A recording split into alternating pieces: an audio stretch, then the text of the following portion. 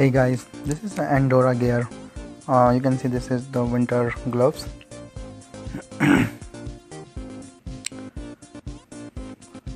This is a large black size for the demonstration here, and you can see that the quality looks fine. There is a zip so that you can put some tools or something here.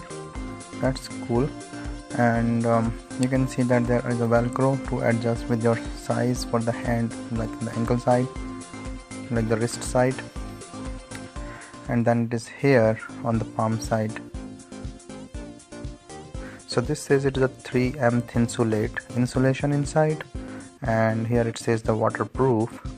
So that's perfect for to use in the snow, in the water.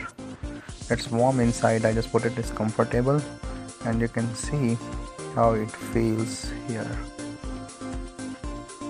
So you can adjust the velcro from here, and then with that spring here, just pull out the belt.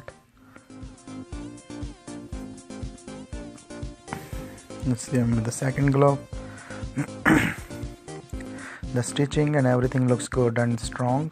I don't see any issue with these gloves, but though, like, if I use it more, I can tell you something more about it. But this looks cool.